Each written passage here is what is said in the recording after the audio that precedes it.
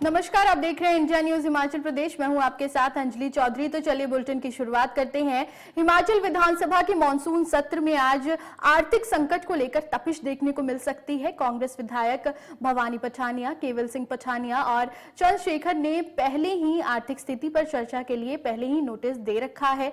विपक्ष भी आज इस मसले पर सदन में चर्चा मांग सकता है। बता दें कि प्रदेश की आर्थिक स्थिति प्रतिदिन बिगड़ती जा रही है। इससे कर्मचारियों और पेंशनरों की सैलरी पेंशन पर भी संकट आ गया है। मुख्यमंत्री सुखविंदर सिंह सुक्खू, कैबिनेट मंत्री और सीपीएस 2 महीने देरी से सैलरी का ऐलान कर चुके हैं।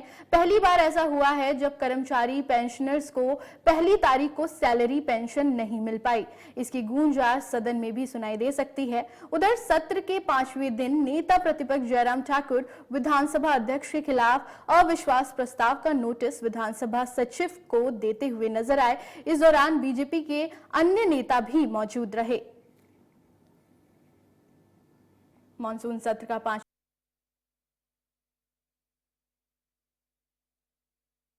वो गूंज सकता है। कानून व्यवस्था को लेकर भी सत्ता पक्ष लगातार घिरता हुआ नजर आ रहा है। वित्तीय स्थिति को लेकर सरकार को विपक्ष लगातार घेर रहा है। इस बीच जयराम ठाकुर ने स्पीकर के खिलाफ अविश्वास जो प्रस्ताव है उसका नोटिस वो देते हुए नजर आए हैं। जयराम ठाकुर ने स्पीकर के खिलाफ अविश्वास प्रस्ताव का नोटिस दिया और सदन में आर्थिक संकट का मुद्दा भी वो गूंज सकता है।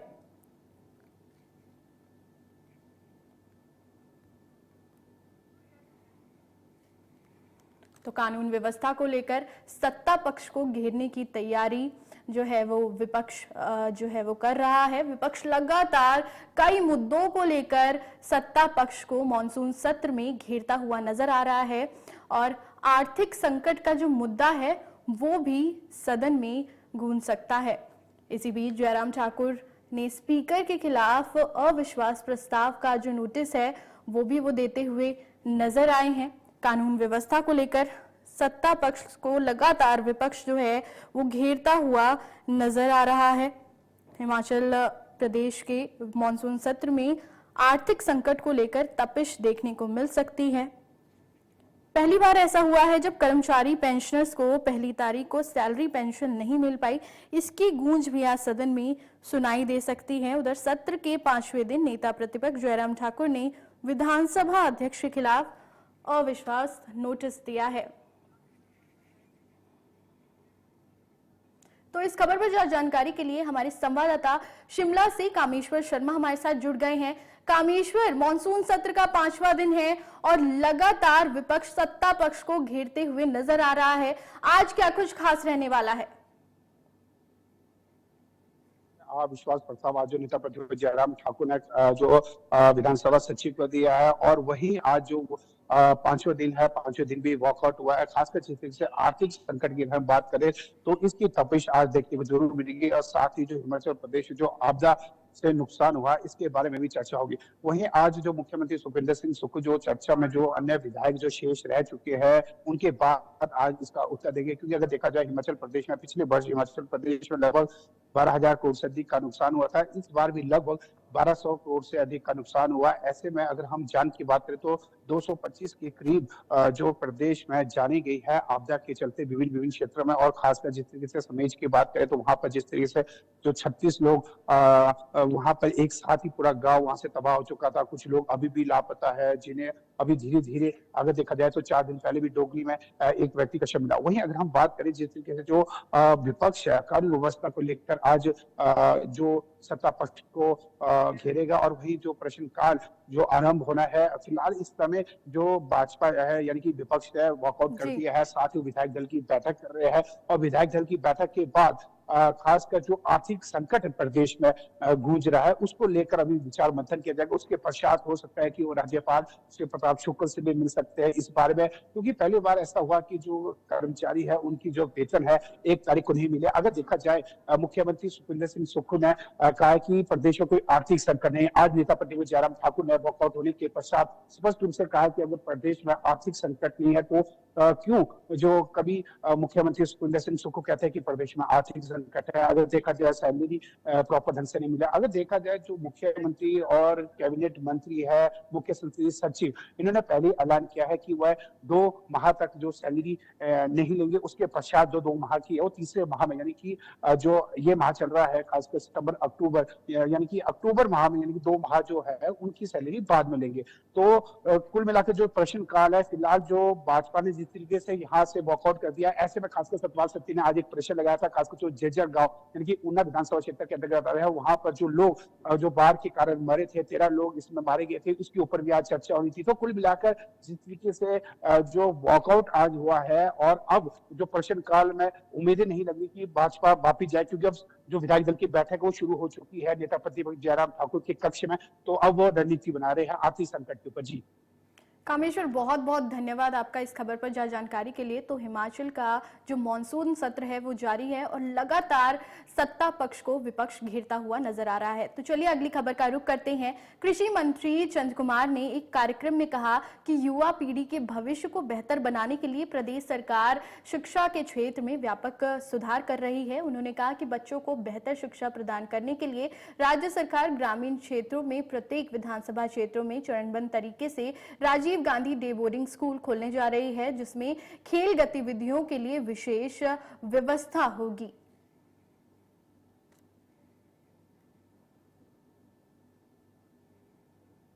मुझे खुशी है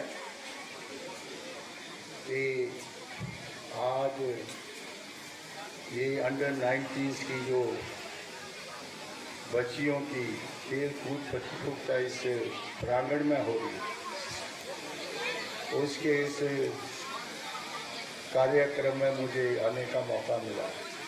आज 3 दिन तक ये प्रतियोगिता चलेगी और बहुत सी बच्चियां विभिन्न स्कूलों का जहां अपना प्रदर्शन करेंगे। आज जिस स्कूल के प्रांगण में हम बैठे हैं, और उस वक्त मीत भारती ने काफ़ी पैसा लेकर के इस भव्य आबाद जो है उसको बनाया, और हमारे स्वर्गीय श्री वीरभद्र सिंह जी उस वक्त मिस्टर धीमान जहाँ के प्रिंसिपल थे, और उन्होंने अपने कर कमलों द्वारा जो है इसका उद्घाटन किया। ये हमारी ऐतिहासिक मॉन्यूमेंट्स हैं, और ये जो स्कूल है ये हमारे भविष्य की प्रयोगशाला है। खबर ज्वाली से है, जहां झील किनारे खेती बंद करने के लिए कई पंचायतों के प्रतिनिधि और लोग कृषि मंत्री चंद्र कुमार से मिले। उन्होंने मंत्री से पौंग झील के खाली क्षेत्र में साधन संपन्न परिवार द्वारा की जा रही बिजाई को बंद करवाने की मांग की। लोगों ने कहा कि झील किनारे खेती करने वाले कुछ परिवार फसल में जहरीली दवाई डालकर पशुओं को मार देते हैं। खेती करने वाले लोग प्रवासी पक्षियों का भी दवाई डालकर या जाल लगाकर शिकार कर लेते हैं, जबकि फसलों में डाले जाने वाले कीटनाशक झील के पानी में मिलकर पानी को जहरीला कर रहे हैं, जिससे मछलियां भी मर जाती हैं। उन्होंने मांग की कि झील की खाली जमीन में बिजाई बिल्कुल बंद होनी चाहिए, जिससे बेसहारा पशुओं को चारा मिलेगा और इन पशुओं के कारण किसानों की फसल भी तबाह होने से बच जाएगी। हम कृषि मंत्री चंद्र कुमार के साथ 400-500 गांव के आदमी मिले हैं। हमारा उनसे अनुरोध था कि इस फ्लड एरिया को ना बीजा जाए, क्योंकि इससे जो लाखों रुपयों लगाकर सरकार ने नर्सरी लगाई है वो बर्बाद हो रही है। जो इसको 5 या 6 आदमी, कम से कम को 10 आदमी बीजते हैं और 1000 नहीं बीजता। उन लोगों के लिए वो आने जाने के रास्ते बंद कर देते हैं, घूमने फिरने नहीं देते। अब आरा पशुओं के लिए मुश्किल हो जाती है। ऊपर हमारी निजी खेती को उजाड़ा जाता है। पशुओं को रात को गाय को ये लोग रात को बेचा करते हैं, गौ तस्करी करते हैं। ये रात को जो फ्लड को बीजते हैं, मतलब लोहे के हथियारों के साथ पशुओं की टांगे काट देते हैं, किसी के पूछा काट देते हैं। इसलिए चौधरी चंद्र कुमार ने हमारी मांग के ऊपर कोई भी डिसीजन नहीं लिया। अपने नजदीकी मंत्री चौधरी चंद्र कुमार जी के पास अपने कार्य के लिए आए थे, जिसमें हमारा जे मेरे पीछे जो लोग खड़े हैं जे समस्त ग्राम पंचायत समकेड़ के वासी हैं। हमारा ये विषय था कि जो डैम में पौंग डैम की जो जमीन में खेती बाड़ी की जाती है वो ना की जाए। वो इसका ये कारण है कि जब खेती बाड़ी करते हैं, जब उसमें बीज डालते हैं तो उसके साथ कीटनाशक भी डालते हैं। कीटनाशक इतने खतरनाक डालते हैं कि जिनमें जो प्रवासी पक्षी मुर्काबियां वगैरह होती हैं वो भी बहुत सारी संख्या में मर जाती हैं। उनमें जो कि हमारे अगर गाय या भैंस घुस जाती है तो उनको खा के वो भी मर जाती है। ये हमने कई बार इसके हमारे पास फोटो भी हैं, साक्षात मतलब प्रूफ भी हैं इस चीज़ के कि जो कि हमारे कुछ आदरणीय लोग हैं उनके पास सेपरेट पड़े हुए हैं। हमारा यही कहने का अनुरोध है कि जो पौंग डैम में खेती हो रही है इसको बिल्कुल बंद की जाए, क्योंकि हमारे गांव के जो दुधारू पशु हैं वो भी डैम में चरने के लिए जाते हैं। और जो गौ माता है, जो कि गांव में बहुत सारे जो आवारा, तो चलो गौ माता के लिए हम नहीं बोल सकते, वो भी बहुत ज़्यादा डैम में की चरती हैं। उसके साथ क्या है कि अपने वो लगाई हुई है, नर्सरी लगाई हुई है, वो लोग जो बीजते हैं वो उस नर्सरी में भेज देते हैं, जिसके कारण वो पेड़ पौधों का भी नुकसान होता है। और उसके ऊपर जो हमारी निजी भूमि है उसमें भी आके घुस जाते हैं। और हमारी निजी भूमि का भी जो है कि जो खेती बाड़ी होती है, जो हमारी अपनी पर्सनल भूमि है, उसमें भी बहुत ज़्यादा नुकसान होता है। हमारा यही अनुरोध है कि जो उस ज़मीन पे खेती बाड़ी होती है, जो कि कुछ एक लोग करते हैं, सभी नहीं करते, और वहाँ अपने ज़बरदस्ती वगैरह करते हैं, वो नहीं होना चाहिए। जो प्रोफेसर चंद्र कुमार के निवास में आए हैं, हम यही चाहते हैं कि जो डैम एरिया है तो जो बड़े बड़े लोग बिजाई करते हैं, तो हम कहते हैं कि इसकी बिजाई नहीं की जाए, क्योंकि जहाँ पर जो आवारा पशु हैं, जो गांव के पशु हैं वहाँ चरते हैं। तो ये लोग क्या करते हैं कि इन्होंने वो बना रखे हैं जंगले, बाड़े बना रखे हैं, तो बाड़ों के अंदर कर देते हैं, ना उन पशुओं को घास और ना पानी, तो वो अंदर ही मर जाते हैं। तो हम यही कहना चाहते हैं कि ये बिजाई नहीं की जाए और ये डैम बंद किया जाए, इसकी बिजाई ना हो। वहीं शिमला के संजौली में 5 मंजिला अवैध मस्जिद निर्माण को लेकर स्थानीय लोगों ने मस्जिद के बाहर घेराव किया और मस्जिद के बाहर बैठकर जय श्री राम और हनुमान चालीसा का पाठ किया। लोगों ने प्रशासन से अवैध रूप से हुए निर्माण को तोड़ने की मांग की। विवाद बढ़ता देख एसपी और डीसी ने मौके पर पहुंचकर मामले में कार्रवाई का आश्वासन दिया, जिसके बाद प्रदर्शनकारी शांत हुए। एसपी और डीसी ने स्थानीय लोगों को मामले में एफआईआर दर्ज कर कानूनी कार्रवाई का भरोसा दिलाया है।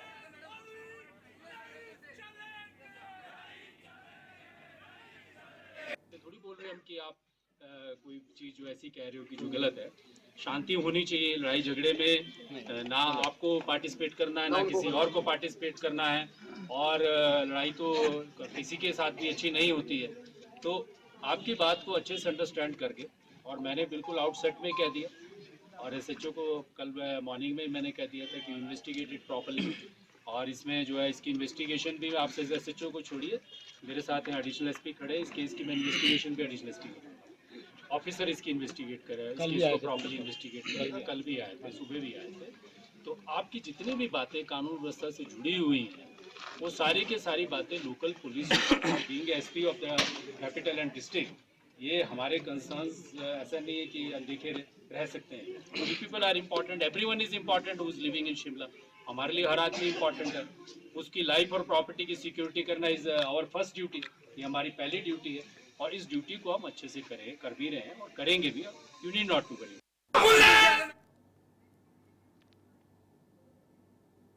वहीं प्रदेश के कर्मचारियों के लंबित डीए, एरियर और अन्य मुद्दों को लेकर हिमाचल प्रदेश कर्मचारी महासंघ की बैठक शिमला में हुई, जिसमें आगामी रणनीति तैयार की गई। महासंघ का कहना है कि वे सचिवालय कर्मचारियों की मांगों के साथ खड़े हैं और सरकार कर्मचारियों को अनदेखा कर खामियाजा भुगतने को तैयार रहे।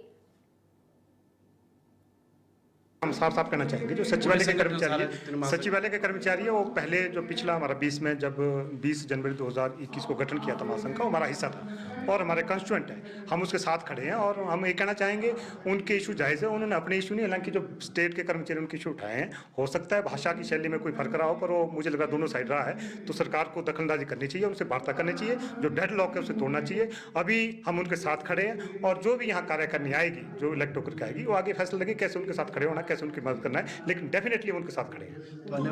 जो दिए गए हैं, अब मैं अपनी बात में कहूं, जब हमने एक्शन किया तो 10 नोटिस मुझे भी दिए गए, तो वो कोई बड़ी बात नहीं है, नोटिस का जवाब जाता है, पर उन्होंने कोई ऐसे डेफिनेटरी लैंग्वेज यूज नहीं की है। जो बातें कही है, तथ्य पे कही है, हो सकता है कहीं की हो यूज, तो उसका भी सरकार देखे कि वो उसके परिवार के सदस्य हैं और उन्हें माफ किया जाना चाहिए और उनके साथ वार्ता की जाए। क्या ये लड़ाई आगे ज्यादा चलेगी डीए और उसके एरिया पे?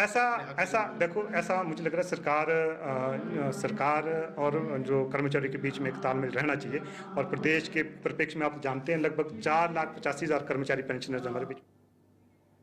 वहीं नेरचौक मेडिकल कॉलेज के प्रशिक्षु डॉक्टर पर हमले का मामला सामने आया है, जिसमें एक चिकित्सक घायल हो गया है जबकि अन्य ने भागकर अपनी जान बचाई। यह हमला कॉलेज परिसर में उस समय हुआ जब रात की ड्यूटी पर तैनात कुछ ट्रेनी डॉक्टर अस्पताल और कॉलेज परिसर के बाहर टहल रहे थे। हमलावर कार में आए और मरीज बनकर कॉलेज परिसर में घुसे, जिससे मुख्य द्वार पर तैनात सुरक्षा गार्ड भी चकमा खा गए। उन्होंने ट्रेनी डॉक्टर की पिटाई की और जान से मारने की धमकी दी। इस हमले के दौरान ट्रेनी चिकित्सकों ने एक हमलावर को पकड़ लिया जबकि 5 अन्य फरार हो गए। पुलिस मामले की जांच कर रही है। ऐसा उन्होंने कुछ नहीं कहा, उल्टा ठीक है, इनका तो बनता जो यहाँ है कि ये रेजिडेंशियल एरिया है, यहाँ क्यों आए हो? वो वाला गेट तो ठीक है, ये जो गेट है ये सिर्फ यहाँ के रेजिडेंट्स। अच्छा, इस इन परमिशन से अंदर आ गए थे? हाँ, इसके अंदर थे और यहाँ कहीं उनका कन्फ्रंटेशन हुआ है। तो चलो, इन्होंने तो पूछा कि आप कौन? नहीं, डेफिनेटली वो पूछेंगे। हाँ जी। तो वो जा नहीं रहे थे, दे इनफैक्ट स्टार्टेड इन्होंने लड़ाई क्वेश्चनिंग देम बैक कि आप लोग कहाँ गए, वो आप हमें तो पूछ रहे थे। तो अंदर की सिक्योरिटी के लिए देखते भी कर रहे हैं। सिक्योरिटी से उन्होंने पहले प्रॉब्लम है ना, ये तो इतने बच्चे कम कर दिए पहले में, जैसे गवर्नमेंट आई थी तो हटाए हुए हैं ना, सिक्योरिटी के हटाए हैं, नर्सेज हटाई हुई हैं, तो पहले कम है इनके पास। प्राइवेट ने यहाँ गेट पे सिक्योरिटी अदरवाइज होती है, प्रेजेंट नहीं था, उस टाइम प्रेजेंट नहीं था। ओके, तो private security otherwise is very much there in the hospital. इसको थोड़ा स्ट्रेंथन करके और जो कुछ लग रहे लूप होल्स जहाँ से रेजिडेंशियल एरिया को लग कर सकते हैं। बाकी बाहर का तो हम देखते हैं, जब गॉड तो सब हमारे पास क्वेश्चनिंग में, बाकी जो और एक्टिव होगा वो। उधर मंडी जिला में भारी बारिश के कारण नदी नाले उफान पर हैं। इसी के चलते चंडीगढ़ मनाली नेशनल हाईवे 9 मील के पास मलबा आने से बंद हो गया था, जिसे फोरनेल निर्माण कंपनी की मशीनरी और पुलिस प्रशासन की मदद से करीब 8 घंटे बाद बहाल किया गया। हाईवे के दोनों ओर लंबा जाम लगा रहा, जिस कारण वाहन चालकों सहित यात्रियों को भारी परेशानियों का सामना करना पड़ा। हाईवे को ट्रैफिक के लिए वन वे बहाल कर दिया गया है और मौजूदा समय में पुलिस प्रशासन की देखरेख में वाहनों को मौके से निकाला जा रहा है। एसपी मंडी साक्षी वर्मा ने मामले की पुष्टि करते हुए बताया कि हाईवे को वन वे बहाल कर दिया गया है। मंडी पंडोह के बीच पहाड़ी से मलबा गिरने का लगातार खतरा बना हुआ है। इस दौरान सावधानी से सफर करें।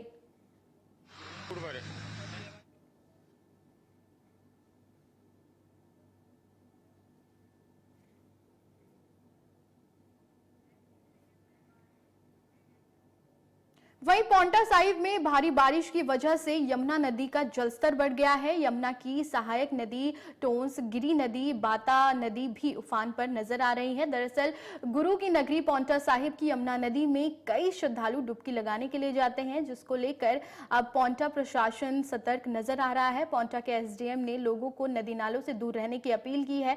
जानकारी के मुताबिक ऊपरी इलाकों में लगातार हो रही बारिश के बाद अब मैदानी इलाकों का जलस्तर भी बढ़ता जा रहा है।